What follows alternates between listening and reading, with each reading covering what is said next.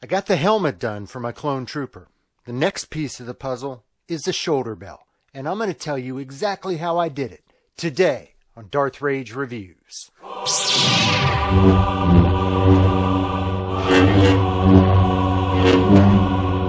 The Force is with you, young Skywalker.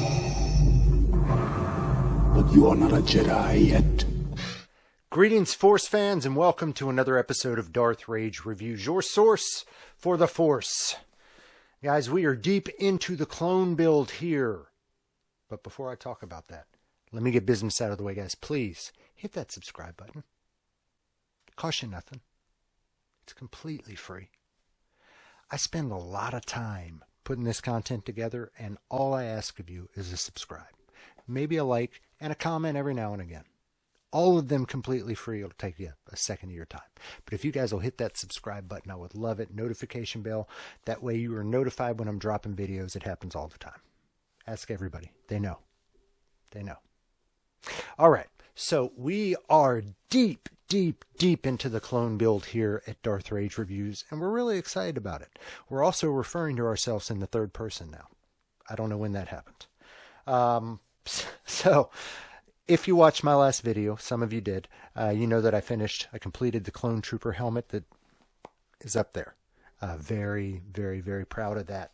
And as I hoped it would, it has inspired me to get kicking on the rest of the clone trooper armor. And I figured, why not start? We're just going to kind of move down. So from the head, I went to the shoulders. Head, shoulders, knees, toes. Going to kind of progress down like the song says. So the next piece of the puzzle are the shoulder bells. So these are the only piece that are completely blue on all the armor, which is nice. So I won't have to use as much of the blue paint as I thought I would. After this, it's only kind of a small piece, or the A that's on the chest, and then small stripes on some of the other pieces. But I digress. So I moved down to the shoulder bell. And so for the shoulder bell, there's different ways that I've seen that people kind of connect this whole system. Some people have them connected to underneath the straps that connect the chest plate and the back plate. I thought, why not try to create something with the neck seal? So this is the neck seal that I got from Dark Side Closet.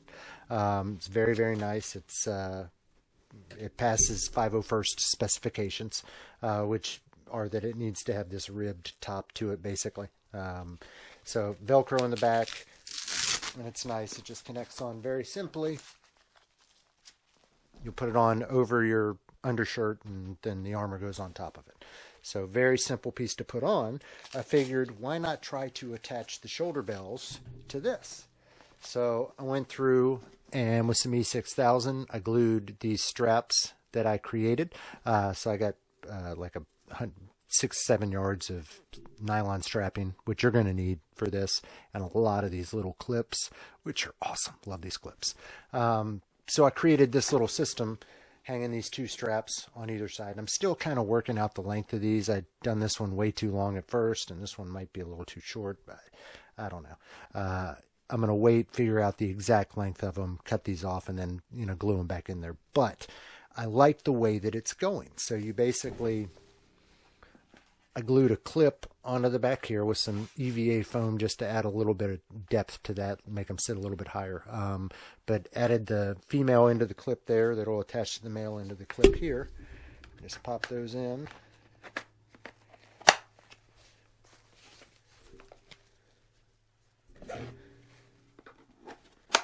On either side.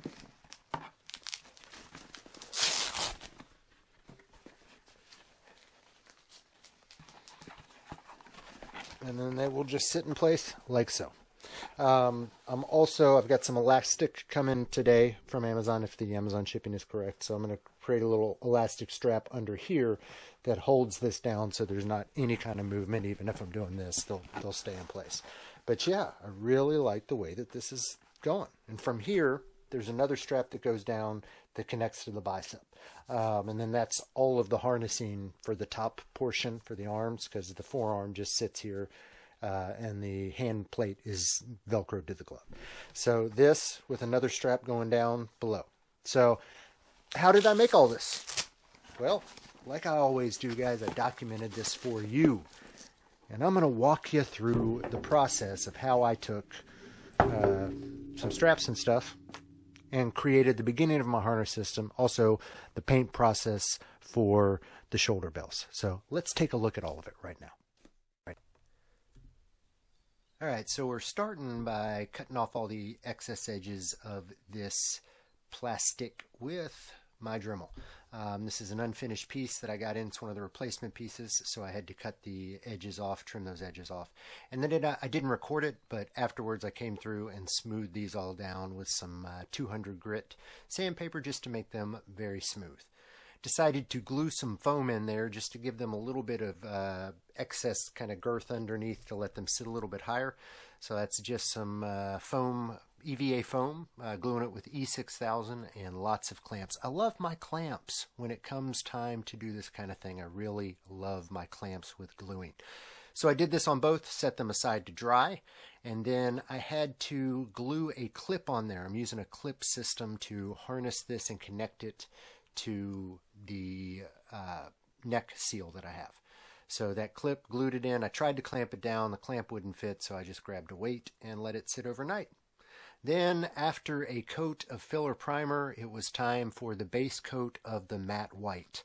Matte white paint over all this. I think I did 2 coats of that. Then a little liquid latex to match the scarring. So you put the liquid latex over the white before you put the blue coat over top, and you can just rub that blue coat paint off, and it just kind of gives all the battle scarring and damage. You can see I'm kind of referencing a picture from the CRL there. Then it's time to blue paint, the paint. I'm using a Patriotic Blue from Krylon. It's a matte Patriotic Blue. Looks really good, and I think it matches that 501st blue. I did 3 coats of this, I believe. Only showing you one here, but I did 3 coats. Then it's time to remove the liquid latex. This is a fun process. I started just using my fingers and then kind of grabbed one of my files to help get it started. It made the whole process a lot easier. So again, the liquid latex dries underneath, kind of protects that white coat of paint, and then the blue coat over top just rubs right off when you start to kind of rub off the liquid latex. So I just had to find all the places that I put the liquid latex on there and then scratch it off. I love this look in particular with the 501st, those blue shoulder bells with all the damage. I just think it looks really cool. I really appreciate the damage and the wear and tear that the clone troopers have. So after I get all of this liquid latex off and I'm satisfied that I've got a good base look on here, then it's time to add the black blaster marks. Doing this with just some acrylic paint, and I just kind of come through and randomly, I match up some of where the white is, but then some other random ones, and just go through and kind of make it pretty. Then it's time for the black wash. So this is watered down black acrylic paint, and I wash over that several times. Then just do a little dry brushing with black just to add some more wear and tear. That's how you do it, guys. Did that on both bells, and I had my weathered shoulder bells, 501st style. All right, so that's the process. That's how it comes. So these were, if you notice, they were black PLA plastic. These were replacement parts that I got from 850 Armor Works because the older 850 Armor Works shoulders are not accurate. So I had to order these biceps, a cod and a butt, some different pieces that were accurate on a newer build that they had done. So that's the reason these are black. Again, it doesn't matter. You're going to paint all of this, so it wouldn't matter. They could print these off in pink and it really wouldn't matter. But I think that kind of shows you the process. These are really simple pieces to do. No type of melding, joining, nothing like that involved in it. So very, very simple.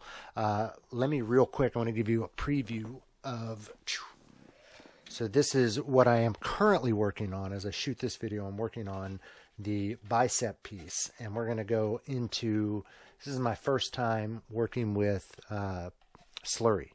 So you get, basically take the extra PLA plastic that you have and cut up the pieces, put it in a glass jar, fill it with acetone, which is fingernail polish remover, and you let it sit for a day or so, mix it up, and it turns into this kind of sludge. and then that sludge chemically bonds these pieces together. So I created shims on the inside that you probably can't see, but there's a shim here and a shim here. So I could basically meld these pieces together and then filled this with that same solution. Then I can come through and sand it all, and it creates a seamless piece of armor. So that's how you get two pieces of plastic and make them into one, that's perfectly sized for you. So that's what I'm currently working on. Sneak preview. We'll get a video on this in probably a week or so. It's really cool. It's science happening right in front of you. All right, so that's how this all came about. These were some of the easier pieces. I do like what I've come up with the harness system. We'll see if it all works once I get, the chest and all that put together. But let's take a look at this with the helmet on, just to kind of give you guys an idea of where we're headed.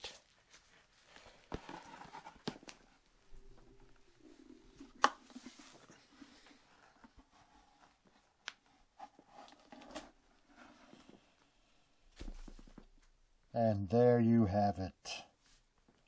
For the Republic.